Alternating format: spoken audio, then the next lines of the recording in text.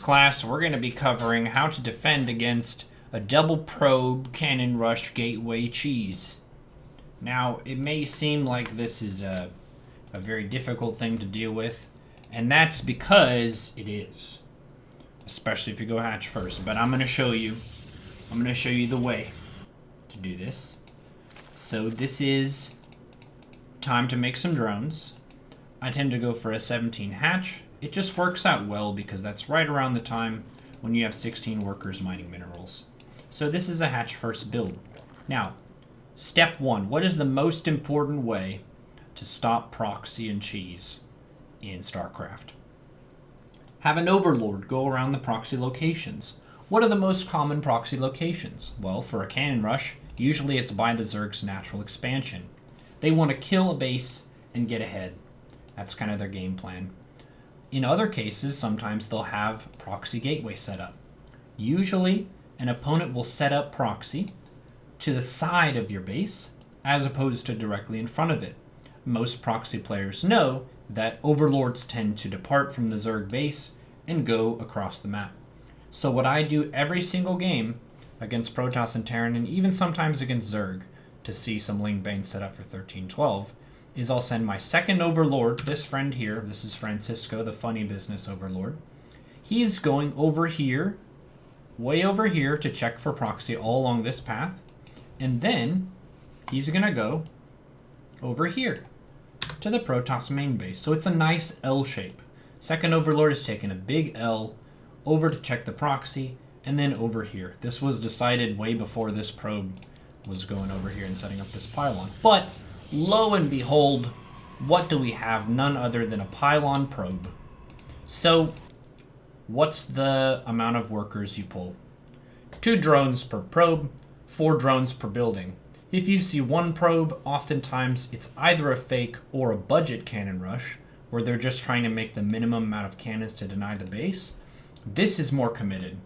This indicates that they really want to put it down. They're going to invest hard, because these 2 probes that they've sent across the map are not mining resource.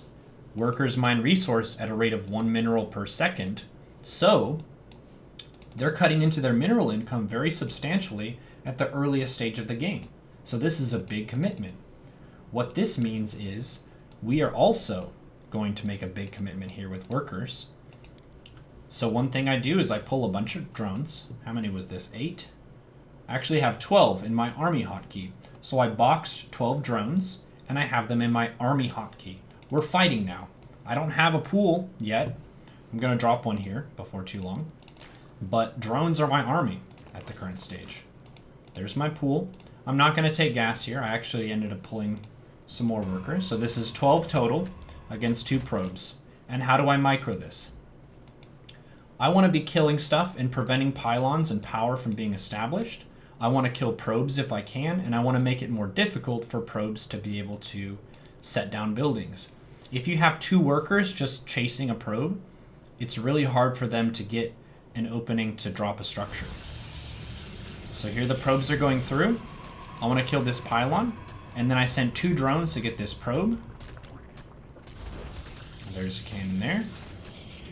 So the drones are attacking this. Notice this drone, it's not accomplishing anything, so we're going to give it a task. Kill this probe. Come on, team. Let's go. Whoops. Could have gotten that one. I have 4 drones attacking this cannon. These 2 drones just blocked that structure that was about to be built, just by me choosing to attack it. So we killed this. The cannon is going to finish, but it's almost dead. So this is 150 minerals that the Protoss just lost for a drone. Not bad. These 4 drones are attacking this cannon, and these drones are attacking this pylon.